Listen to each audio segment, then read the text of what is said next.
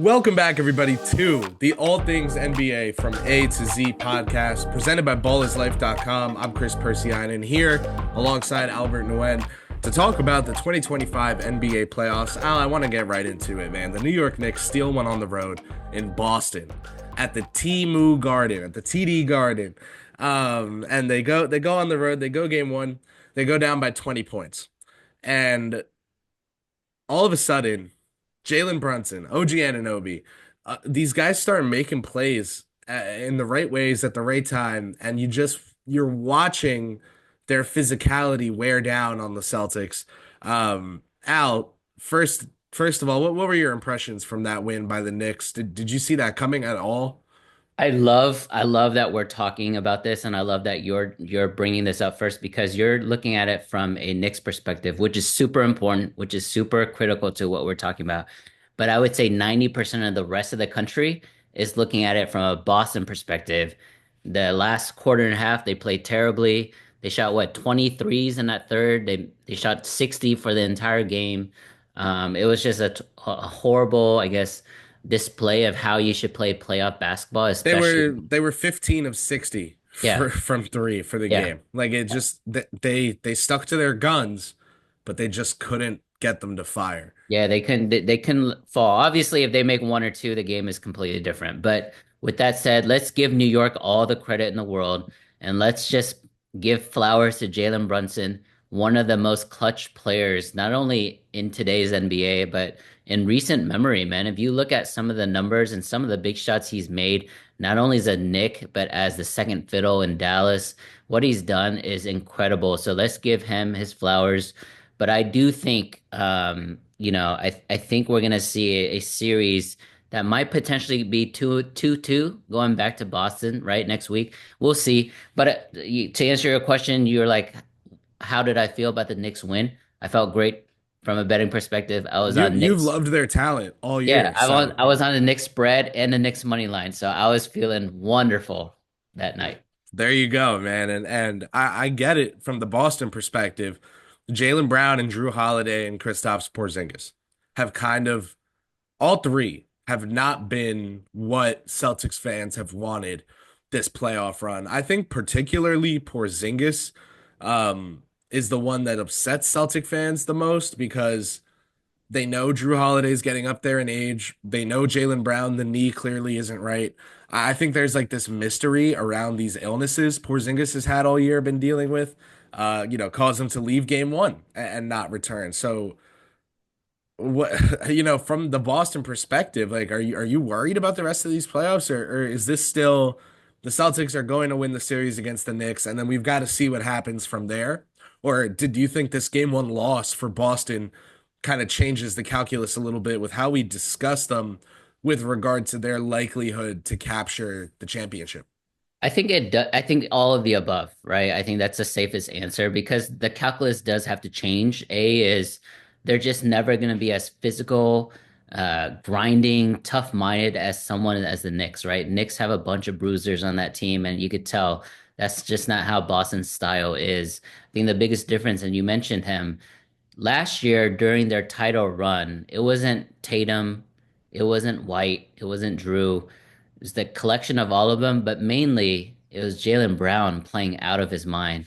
And whether it's injuries, confidence, or just a lack of, being the right timing for him, like he's just not playing as well as he did last title run. So he could turn it on, right? He could definitely turn it on. It's hard to turn it on when you have Mikal Bridges and or OG in front of you guarding you, right? Playing that defense. But if they, I think you and I can both agree, even though you're a Knicks guy through and through, um, right now at their highest ceiling, right? Boston is still better, and everyone still expects Boston to come out on top of this series. And I'm looking at the series markets right now. Boston is still minus 340 to win the series down 0-1.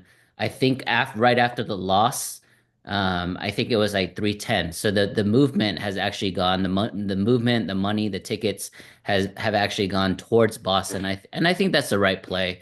And a People lot of thinking people that there's value after a game yeah, and one I would loss. say my last spiel when it comes to betting, like just because something is minus 300 doesn't mean there's no value, right? If you truly believe something is, there's no guarantees, but let's say it's closer to a minus 500 and you're getting, $2 to it, like that's value. And if you can find angles like that, that's good for you. I'm staying off of this. I think what you texted me right before the series was Celtics, Knicks over 5.5 games, and I think that bet looks really pretty right now. That was it to me because I did see the Knicks keeping this competitive. But I just don't think the value is there. Betting them to win the series plus 600 or whatever is was a little silly. So, the bet would still hit if it was Knicks in six. The only way it wouldn't is Knicks in five, right? So, or Celtics in five, which could still happen. This could be It'll a happen. Yep, could it be a can still happen. gentleman's sweep where they just happened to win the first game. That could be what happened here. Yep, But I think this Knicks team. I think the way to put it is they have another one of those fights left in them. This isn't a team that goes down easy. It might be a team that goes down. You probably will see Boston come stick their heels in, dig in and win this series. But we're recording this Wednesday, May 7th, so game two is tonight.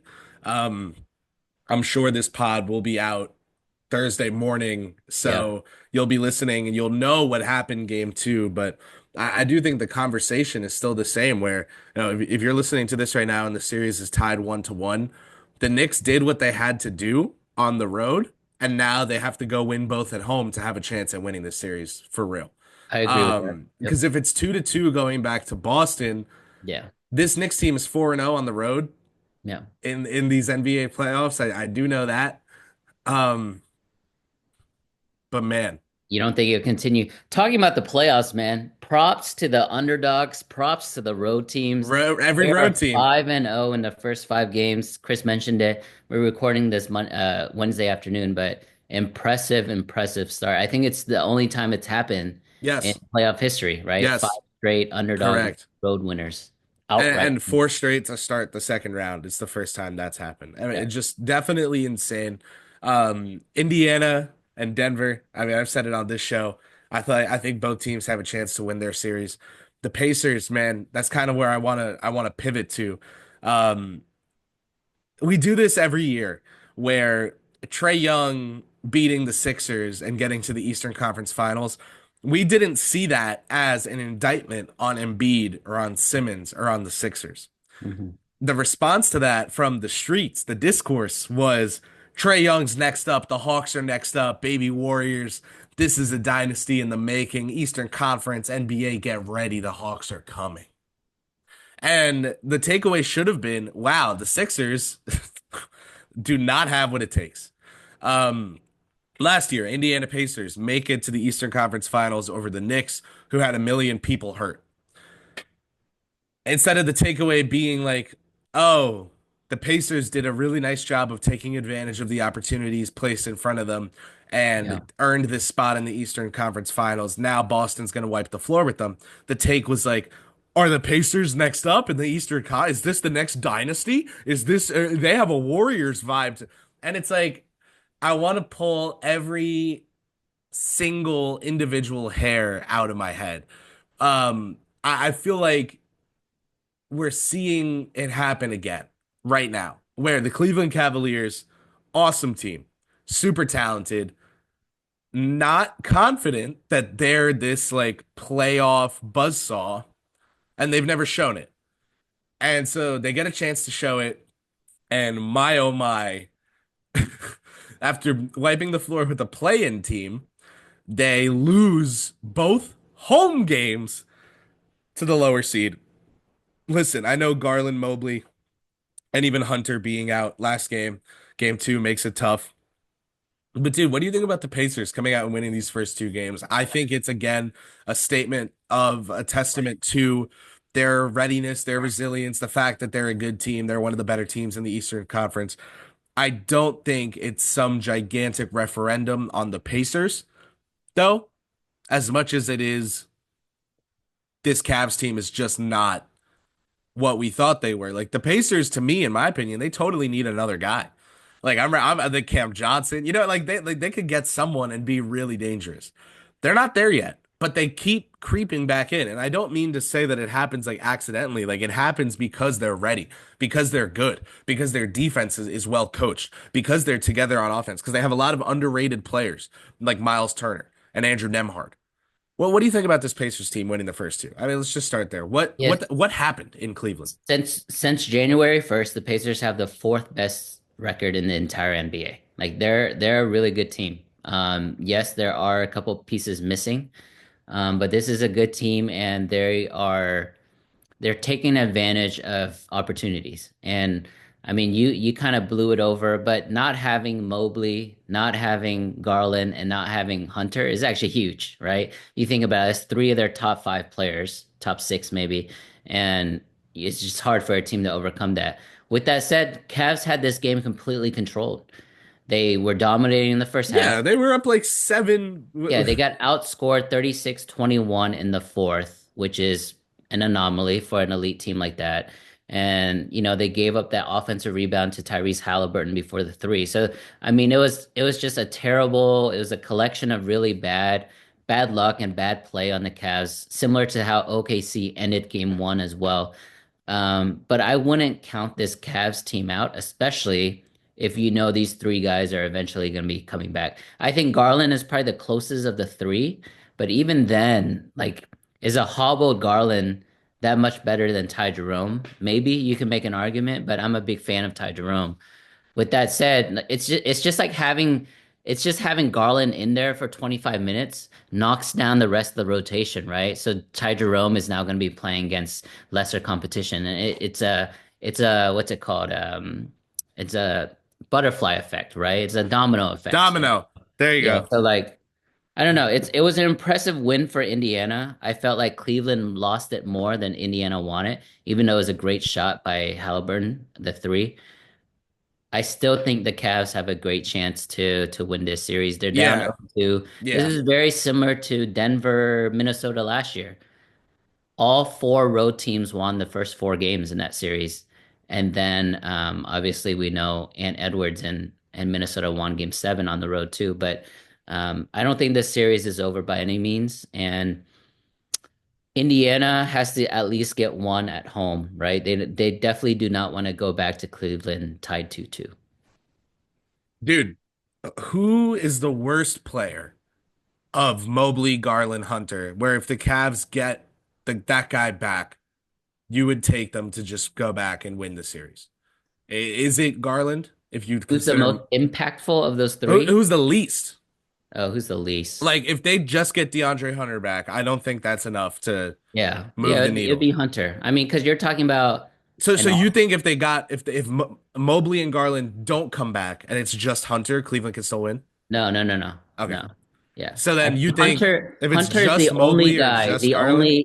the only singular player that would come back and doesn't mean they're guaranteed to win. But I think if the other two comes, we're talking about an all-star in Garland, which would then Yes. lessen the load on Donovan Mitchell. Donovan Mitchell had 50 and they still lost, right? 48. Um, and then we're talking about the defense player of the year and Evan Mobley. So yeah, obviously those two are way more impactful than Hunter. But Hunter's one of those guys where, Chris, you know this just because you know the game well and you follow the NBA. Hunter, Lively, Mitchell Robinson, like these guys don't really make a big impact when it comes to betting, when it comes to like public perception of the team. But we know these are critical rotational players, and so they're very underrated in how they make an impact on the team.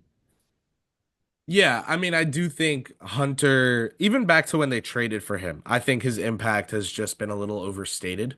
Hmm. Um, but what he does for this Cleveland team specifically, the fact that his minutes are replacing the Levert minutes specifically, Hmm. all a really big deal. So, all in all, yeah, I completely agree that Mobley or Garland back, just one of the two, could swing this Cleveland's way. I'm not sure from a betting perspective if there's value, but I think that's just my take is Cleveland can still definitely come back and win this thing.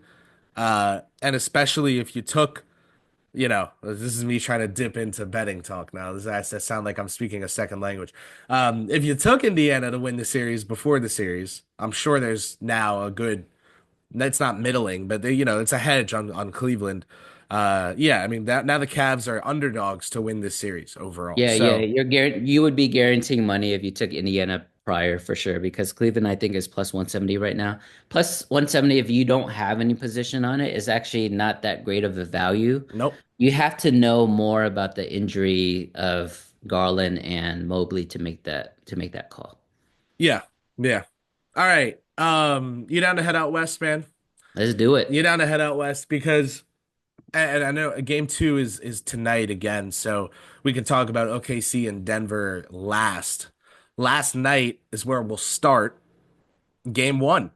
Warriors, Wolves. And Al, from a betting perspective, the Wolves opened minus 130. They were like minus 188 before game one started. So the public, people in general, and we reference this not to make every single thing about betting, but to show that like people in general really were voting with their dollars, not just their takes, their dollars, that the Wolves were being counted out unfairly by Vegas, by the books. Steph Curry misses half the game and the Warriors still win it. Yeah. Buddy Hield, Jimmy Butler. These are guys that just had huge games and really stepped up. Gary Payton the second really stepped up. I loved how you said the second there. This That was Gary because great it's like, enunciation. well, no, it's just like he's Why a is it not Gary Payton Jr.? Do you know why? no. I'll tell you later. Okay. It's not safe for podcasts. So so Gary basically Payton the like second. the fact that he is a guy stepping up, he's like a glue guy. He's supposed to be like you know like a Deuce McBride for this team. And here he is with the equivalent of one of Deuce's 20-point 3-point outbursts in his own way. Warriors take game one, man. Al, what was your takeaway from that? Do you see this as being a Minnesota perspective? Did Minnesota lose this game with Curry out? No. Let's give the Warriors all that credit. I mean, they lost the best player on their team midway through the game. Maybe on the planet. Arguably, arguably the best player in of his generation, right? You can make that argument right now with Curry and LeBron. But let's just give Golden State their flowers. I'm a positive guy by nature, but I would say this is very similar. So Chris, you know, like my betting background. It's very similar to like your starting quarterback getting hurt. If the quarterback was hurt prior to the game, you can price that in when it comes to betting and handicapping and things like that. But when your starting quarterback gets hurt during the game, it's just this weird phenomenon that players, everybody kind of steps up. Everybody steps up and is they're able to like for the second half be able to get to the finish line for that team. That's my long-winded way of saying the Warriors moving forward without Steph Curry have zero shot in this series. I love Minnesota moving forward. I think the latest diagnosis for Curry is he's going to be reevaluated in 1 week. That doesn't mean he's playing in 1 week. That means they're going to check his hamstring again, which most likely means he's going to be out after that as well. Two, three, I and four. They're Yeah, saying he's definitely gonna miss games two, three, and four. That's just really bad. That's and then there's him coming back on a hobbled hamstring doesn't mean you're getting the Steph Curry, the full Steph Curry experience either. So I like Minnesota moving forward. He mentioned that it was minus 180 prior to the series. They lost the first game and it's still 180. So 185 now. They yeah, so actually I they mean actually moved in their fate. it's very apparent. I think this is Minnesota's time to shine. I'm more interested in the other series now that Steph Curry is gone. I don't think it's that big of a story anymore, to be honest. Buddy I Hield, I though, hear you. props to him. Game seven, Houston. Game one, This Minnesota. has That's been awesome two, from Buddy Hield. two, This yeah, is two of this the has best been games of his truly career. awesome. Yeah, And I don't know if you guys like if you're listening to the sound of my voice right now, you should go check out the Buddy Hield Jimmy Butler press conference from after the win hilarious, last night. Those two are hilarious. hilarious. Yeah. Those two are so funny. They get at each other for whether it's defensive miscues or nicknames or what like they air their beef out in front of everyone. Like um Jimmy calls him buttered and then he's like, stop calling me that. And Jimmy's like, why do I call you that? And then they're so funny. They're so good. But Buddy Hield, awesome, man. I feel like he'd always been written off as a playoff non-performer. like, oh, this is a great 82 game player who you just should not rely on for anything ever after April. Well, here we are, and he's like saving the Warriors' ass. So He won them game seven. He won them game one. So props to him. Jimmy Butler was really good last night too, against the Timberwolves in game one. A bit of a revenge return storyline for him if you're willing to go there. I don't think it matters to him too much. I think they're just trying to There's no win. one, yeah, there's no one left on that Minnesota team that he was on, right? There's So yeah, exactly. there's really no storylines. It's There's more no the beef. fans. He's getting booed every time he touches the ball. And the funny thing is, sorry to cut you off, but Don't I, be. I love Minnesota moving forward. I think they started game one missing their first 15 threes. I don't think that's going to happen again. I just think You I wouldn't think, think no. I know for a fact that Golden State is very, very limited without Steph Curry. So just give Minnesota. I'm gonna max play that, series bet. One minus 188 to win the series. It's Yes. weird, but Al says there's value. And hey, listen, um, this is definitely not like I thought this Western Conference playoff was going to be super exciting. You remember I was like way more geeked up for the west side than the east side of the bracket. Hmm. That said, this is all playing out weird. Like both sides have been really good, but also weird. Like this is not, do you get what I mean by that? Like this is, it Oh, I doesn't, mean, the first, like we just said, the first five road games won. I mean, that's never happened before in NBA playoffs. So it's not only weird, it's great cinema, but I think it's gonna make for like a really good ending to these series, right? I think they're all gonna go at least five, six, 7 games, which is great. hope so. Love it. One more game. Game two's tonight. One more series rather. Game two is tonight. Denver, OKC. Let's just talk about this. How the hell did the Denver Nuggets win that game? Like what happened? And also, do we start talking about Aaron Gordon as a top 30, 35 guy like perennially? Because I feel like he doesn't even get that. I feel like everyone's like, yeah, he's top 50, 60 every year. I He's a think rock. He's solid.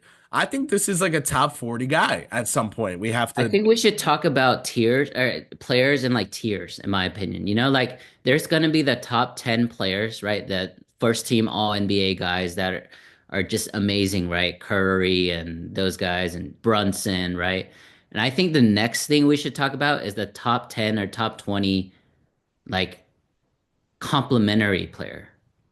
Because if we do that, then we're going to talk about the Pippins of the world, Klay Thompsons of the world, and in this case, Aaron Gordon. I think Aaron Gordon is a top complementary player in the entire NBA. Top, I don't know, but he's a top guy. He's going to play hard defense for you. You know he's going to rebound. And then we just saw in the last 2 weeks, he's very clutch, right? He's already had two buzzer beating winners in playoff games. So I think if we can just get rid of the top 30 or top 40 and say he's a top complimentary player, but not like belittle it. I feel like that could be, the yeah, because I feel conversation. like Aaron Gordon is someone who should be discussed as being as good as like Domantas Sabonis. Like I'll take him over Jalen Williams in a playoff series. Yeah, yeah, and you're gonna get called crazy for that, but that's just NBA fans love to conflate what I always say this potential Yeah. with production. Yep. NBA fans love to conflate potential with production. It's like the opposite of baseball And fans. and then Baseball fans, it's a you can have skill. they could be like this kid is 16 years old. He's hit 49 home runs per game in AAA Yeah. Syracuse, and today's his big call up to the big leagues, the major leagues, and the fans would be like. You suck. You haven't showed us anything yet. You Yeah. haven't done any. And then Jalen Williams is like has some aura and is a really great complimentary player. Gives you the vibe a little bit of like, what if Derek White was all-star wing sized?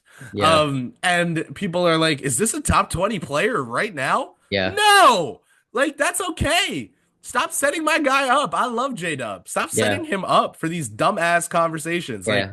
I would say for this series, KP, it's gonna be players two through five, right? Because I think the top players are gonna cancel each other out. Jokic may be a little better than SGA. We can all agree there. But it's gonna be up to the Jalen Williams, the Jamal Murrays, the Christian Browns. the Chet, I mean, you asked why did they lose? Chet missed two really, really bad free throws, let's be honest. I know he's still a young player. I know he didn't play a full season, so he's not like all the way there, but those are two really, really bad missed free throws. But I fully expect OKC, and this is not again, we're recording on Wednesday. I expect them to take care of business in game two and then steal one or even maybe both in Denver because Denver's home court advantage is not the same advantage that we know of 2 to 3 years ago. Ant-Man kind of shut that down at the end of last playoffs. And then this entire season, Denver has struggled a ton at home, even though they have that elevation, even though they have a bunch of advantages. I just don't think OKC is the team where they're gonna, you know, curl up in a ball. I think OKC's still underrated, even though they're the best team in the NBA. I don't think they're underrated. I thought Denver had a real chance to win this series, and I Yeah. thought that them being plus, what was it, like plus 610 or whatever, was stupid and disrespectful. Denver in seven was like plus 1400. Denver in six, like plus 1400. I thought that was all dumb. I thought the odds of that happening, like, okay, well, books always price those things terribly. So I feel like the odds actually were like plus 1300, and the book should have been giving you like plus 1800 or plus 2000 for the Nuggets to beat the Thunder in exactly 7 games. But listen, we'll see how game two goes tonight. Guys, I want to know in the comments below. I feel like I never ask a question for the comments anymore. I want to know in the comments below which upset you think has the best chance of happening. Is it the Knicks against the Celtics? Is it the Pacers against the Cavaliers? Is it the Nuggets against the Thunder? The Warriors and the Wolves, I don't know that it's an upset either way. I feel like the underdogs in that series were barely underdogs anyway. So, who cares? All that said, we'll be back talking NBA, talking playoffs, and breaking down the second round as it unfolds in front of us. Al, thank you so much for taking the time to chat with me today. If you're listening or watching, thank you so much. We're on YouTube. We're on Spotify. You can watch the show on both of those platforms. We have video on Spotify now. How cool. And you can listen on Apple or wherever else you get your shows. Thanks so much for tuning in. 5 star, thumbs up, whatever you want to do. I'm not going to sit here and beg. I'd just love if you told a friend to check our show out. That would mean the most to me. Thank you so much for tuning in. Enjoy the NBA playoffs, the second round as it continues to happen. The action in front of us, amazing every night. We'll be back to talk about it and break it down. For Al, I'm KP saying, see ya.